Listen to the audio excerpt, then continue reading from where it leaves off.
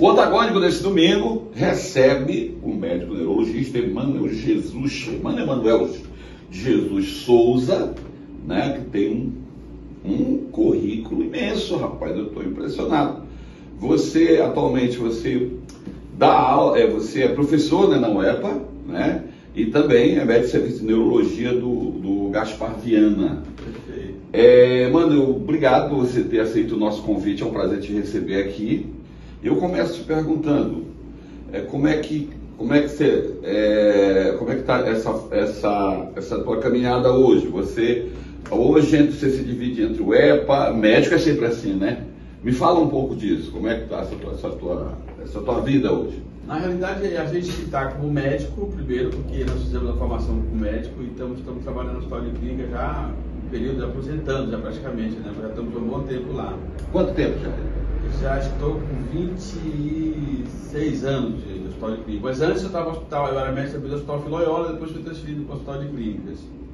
E nesse período, óbvio, a gente sempre acha que a carreira acadêmica tem que estar vinculada à área médica, então nós fizemos concurso para a Universidade do Estado do Pará e somos professor lá também desde 89, né, na UEPA como professor.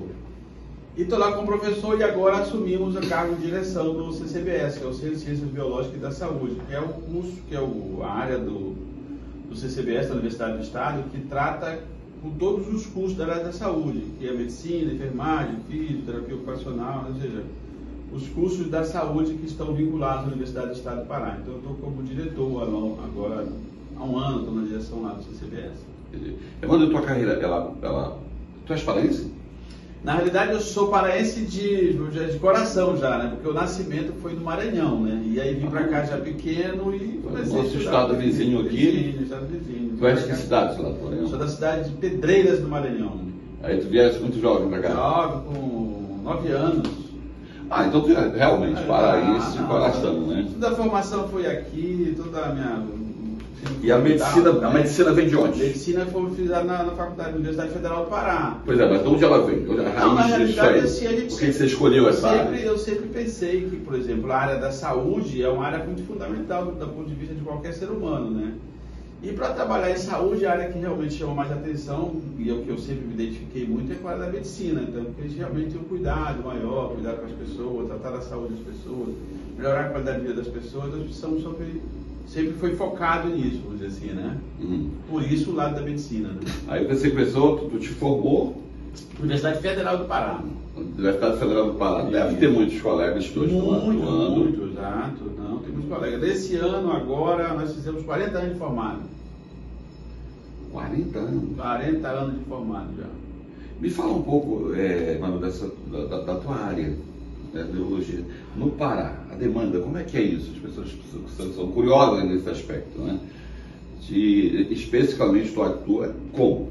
A neurologia é uma área muito carente em qualquer lugar do Brasil, eu vejo. E no estado do Pará ela é muito maior ainda. Porque, na realidade, por exemplo, dentro da capital, Belém, nós devemos ter, como especialista neurologista, no máximo 30 pessoas. No máximo. 30 neurologistas. Para um estado? Não, para a capital Belém. Estamos falando de capital, mesmo assim. Capital Belém, mas mesmo muito pouco. Mesmo assim. Mas aí, fora da capital, nós temos mais em Castanhal, Santarém e Marabá só. Né, profissional da neurologia. Então você está falando que não chega a 50? Não, total não. No estado inteiro. Então, realmente, muito pouco. O déficit é grande, né? Muito grande. De 5 anos para cá, nós conseguimos, um grupo com o Ideraldo Cabeça, que é nosso colega também, junto com Ideraldo, meu vizinho, um abraço, Ideraldo, um abraço, doutora Ana Lídia.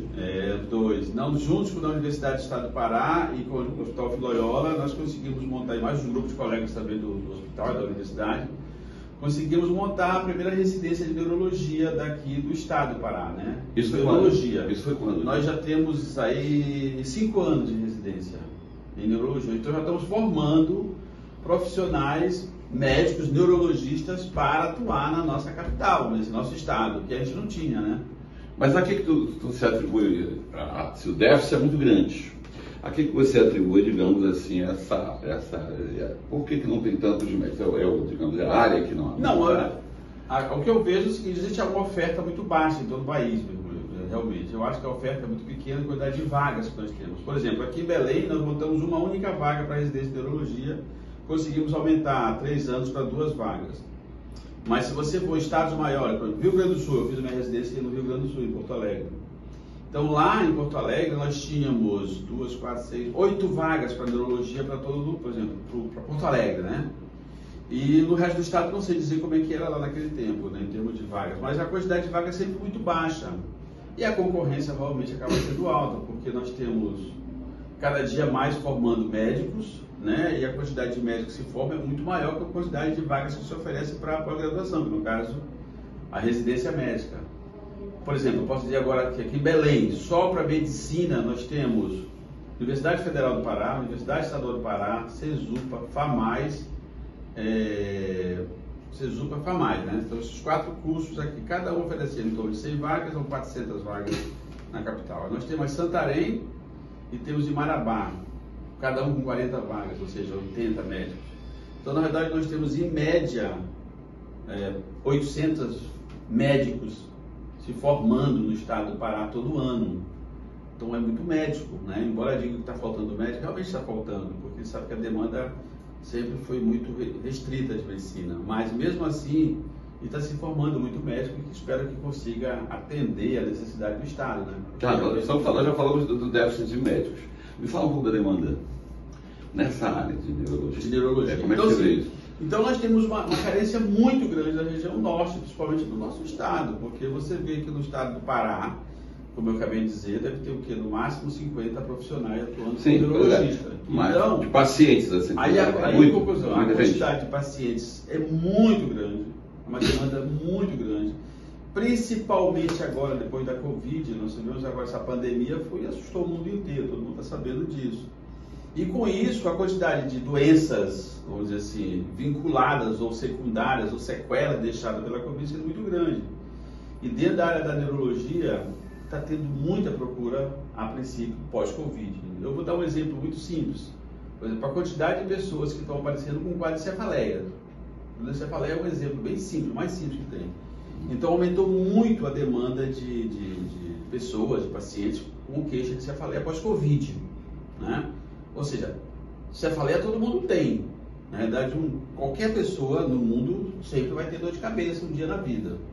Mas só que a incidência aumentou e muito, né? Porque o Covid trouxe uma complicação. Isso você fala pós-Covid, né? Pós-Covid, a sequela agora da pós-Covid é muito grande em termos de cefaleia. Estou dando um exemplo bem simples da cefaleia. Imagina para quem já tinha e pós-Covid, né? Piorou mais. Associado a isso, nós temos uma demanda muito grande de transtorno de ansiedade, transtornos fóbicos, crises de medo, de pânico, que bem ou mal está vinculado tanto à neurologia como à psiquiatria, porque as duas áreas elas se misturam, digamos assim, se confundem, a neurologia e a psiquiatria.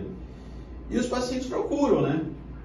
Os pacientes com as queixas mais variadas possíveis. Evandro, me diz uma coisa, a gente está falando, você fala agora aqui, o paciente se trata em casa, tá, lógico, ele precisa de Deus, né? Todos, como você disse, a demanda é muito grande. Mas há casos críticos também, né? Há casos em que os pacientes estão internados e tal. Essa demanda também é grande. Muito bem, então esse é o primeiro fato realmente relacionado com o atendimento ambulatorial, digamos, né? Isso, consultório. Vai, então fala em volta. Agora, a nível hospitalar, a situação é mais grotesca, eu vejo. Por quê? A quantidade de doenças é muito grande, com neurológico, né? Associado a isso, nós temos muitas doenças relacionadas com acidentes. Acidentes domésticos e acidentes mesmo de menor e de maior gravidade. Então isso, por exemplo, vou dar um exemplo bem simples, a quantidade de de trauma provocado por acidente de moto. Então você vê o Hospital Metropolitano de Urgência e Emergência, é uma quantidade muito grande. Corriqueiro, né? É muito frequente, muito frequente. Então, em torno de 60% dos acidentes que acontecem é trauma de crânio por moto. Então você tem uma incidência muito grande disso. Aí, doenças vasculares, doenças cerebrovasculares. A doença cerebrovascular é a segunda maior causa de morte no mundo, na realidade. Então, o estado do Pará tem uma quantidade muito grande. Então, a gente vê que os hospitais que atendem tanto urgência como esses hospitais de pacientes que são de uma maneira mais crônicas, elas têm uma demanda muito grande, não tem condição de absorver. Por exemplo, o pronto-socorro da 14 de março, que atende a parte de neurologia, a gente, infelizmente, tem uma tristeza de ver que ficam os pacientes em cama durante semanas, porque não conseguem leito para se internar em hospitais que deveriam ser conveniados pelo SUS. É um complemento, porque só aquela história, só o neuro não vai fazer muita coisa, né? Se ele não estiver acompanhado e ao lado de um bom recurso, digamos assim, um hospital, um leito, né, onde ele possa se tratar adequadamente, não vai adiantar só o neuro, não é isso, Amanda? Perfeito. Não, a medicina como um todo, eu digo que na verdade nós estamos num mundo atual muito globalizado e onde todas as áreas de conhecimento têm que estar agrupadas, ajustadas, associadas. Então a medicina em si ela não trabalha só. Nós precisamos ter uma equipe que a gente chama de equipe multidisciplinar. Então tem que ter um médico, tem que ter um enfermeiro, tem que ter um fonoaudiólogo. No caso da neurologia, tem que ter um fisioterapeuta, tem que ter um terapeuta ocupacional. Todos esses profissionais eles trabalham junto para melhorar a qualidade de vida da pessoa, né? Ou seja, o indivíduo está doente. Digamos um exemplo, o paciente teve um AVC. O paciente teve um AVC, ele precisa ser atendido de urgência. Isso é um fato. Então ele precisa de um hospital que faça atendimento neurológico de urgência. Aí lá ele vai precisar do quê? De um enfermeiro para poder, digamos, pegar uma veia profunda. Aí ele vai precisar, no período que ele estiver lá, de uma parte de reabilitação, ele vai de um fisioterapeuta. É um time, né?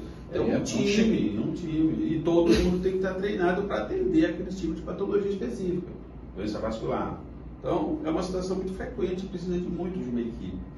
A gente da universidade força muito, enfoca muito para que haja a necessidade de formação de uma equipe multiprofissional. A gente retorna daqui a pouco dessa entrevista com o Dr. Emânio de Jesus.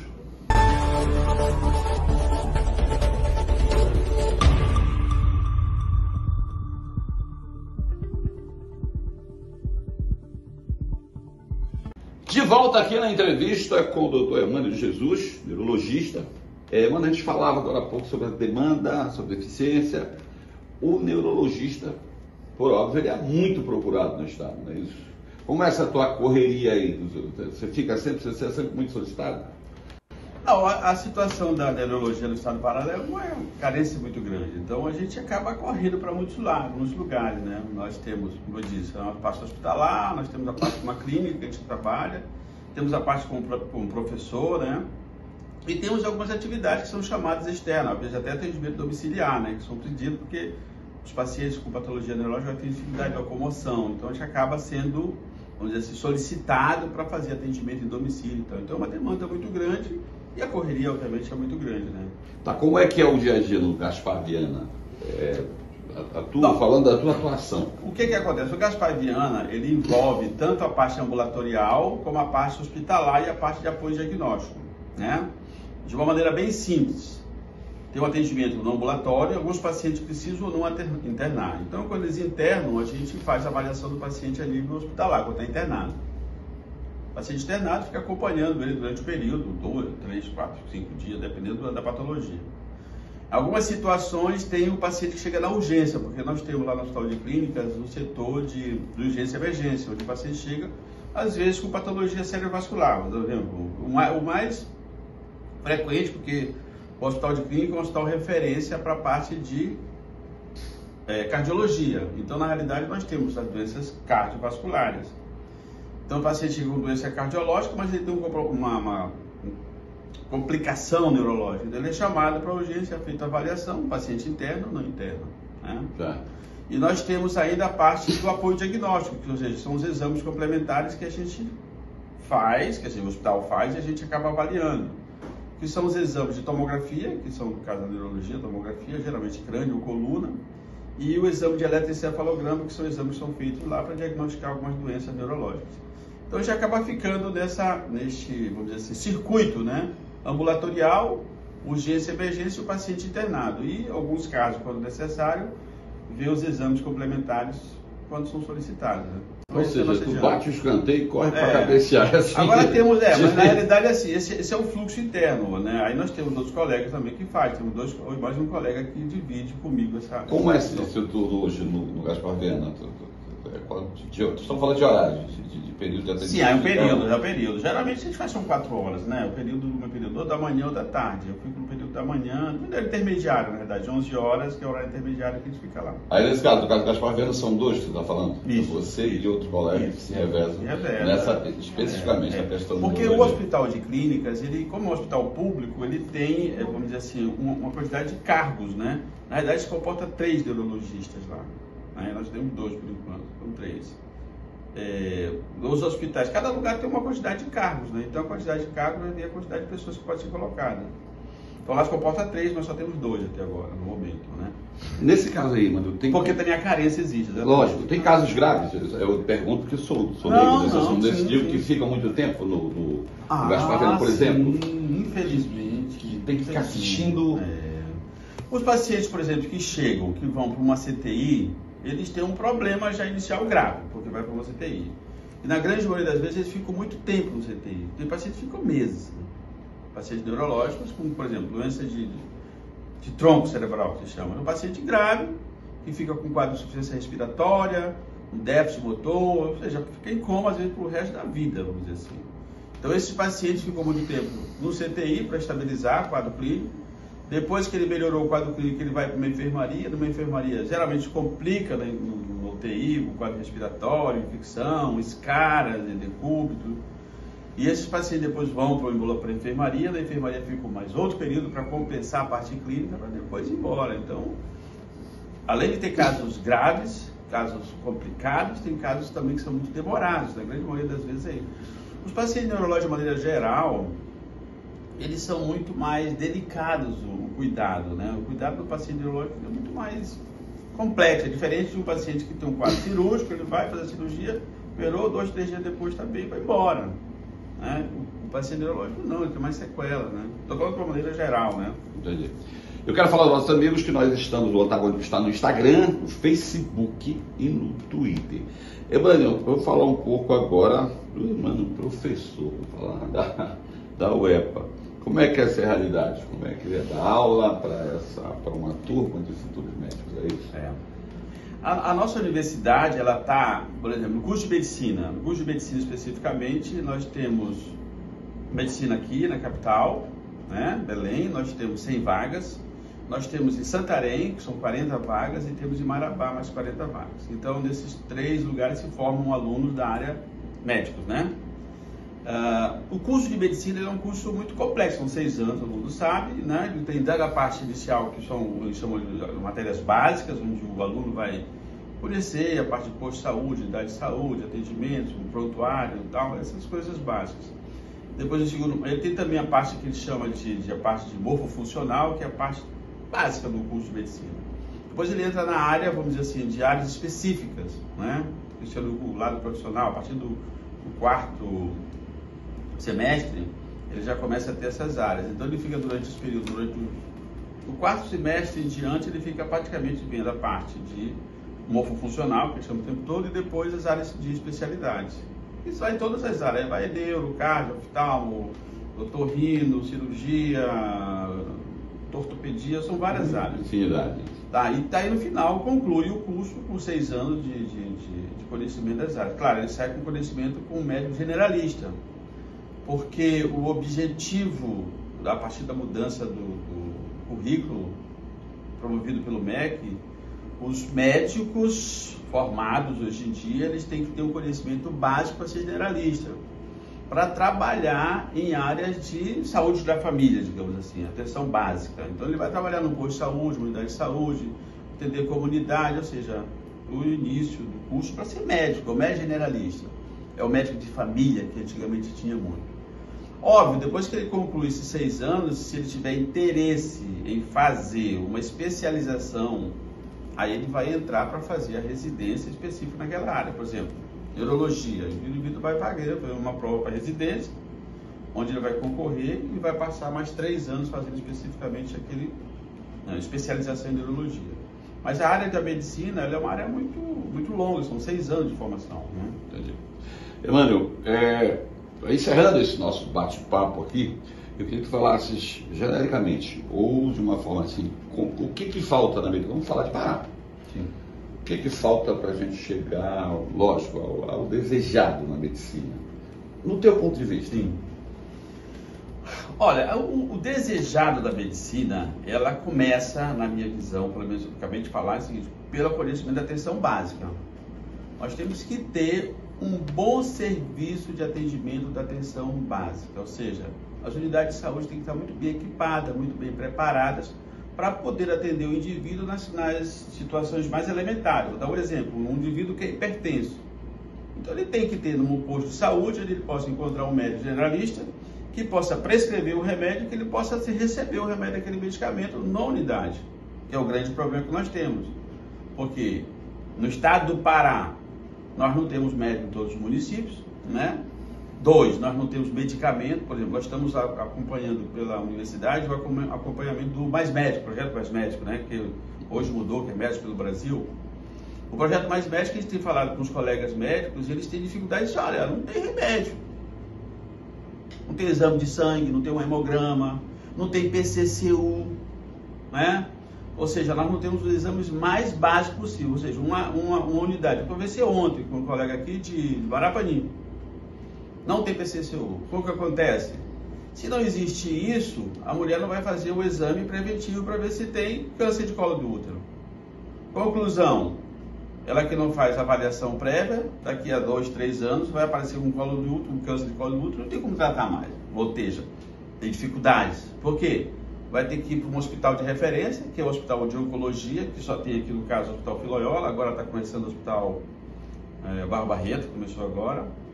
Então essa mulher quando chega, que para agendar uma consulta é uma outra dificuldade, porque nós não temos sistema de agendamento apropriado no estado, então dificilmente essa pessoa vai conseguir... Carência grande de políticas públicas nesse sentido. Carência pública, o básico na realidade é isso, nós não temos, né? Nós não temos isso. Emmanuel, eu quero mais uma vez te agradecer, foi um prazer imenso te receber aqui, eu te dar parabéns pelo serviço que você presta para a sociedade. Como você diz, a demanda é muito grande e é preciso mais gente. E eu quero te deixar à vontade para falar com nossos amigos as suas considerações finais. Tem um recado a esses médicos que estão chegando, esses que você dá aula? Não, eu dou um recado mais para a classe política. Eu acho que há muita preocupação em relação à qualidade do serviço de saúde. Eu acho que nós precisamos trabalhar mais para melhorar a assistência à saúde do nosso povo, né? Nós temos uma carência muito grande no estado do Pará. É muito grande. E eu digo que isso é uma questão, não é nem do ponto de vista, vamos dizer assim, financeiro, eu não acho que seja isso, porque eu vou dar um exemplo bem simples. Nós fazemos visita nos municípios pela universidade para ver os municípios, como é que está a situação da saúde, para colocar os nossos alunos.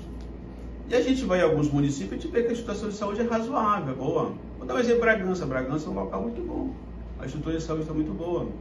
Nós temos Castanhal, que funcionando relativamente bem a situação de saúde, ou seja, alguns lugares, o gestor local está fazendo um trabalho razoável para os serviços, para atender a população. E a gente precisa o problema é discrepância, né? Discrepância entre lugares e outros, né? E nós temos recursos suficientes para isso, eu penso.